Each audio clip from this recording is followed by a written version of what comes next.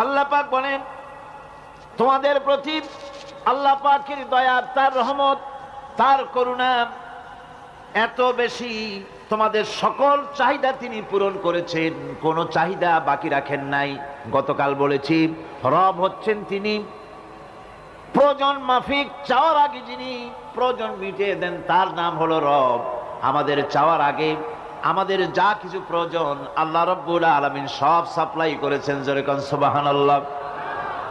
ওই আল্লাহ পাক বলেন ওয়াইন তাউদ্দু নি'মাতাল্লাহি লা তুহসুহা, বান্দারে আমার নিয়ামত যদি গণনা করো, গুনতে গুনে গুনে গুনে আমার নিয়ামতকে গুনে শেষ করতে পারবা না।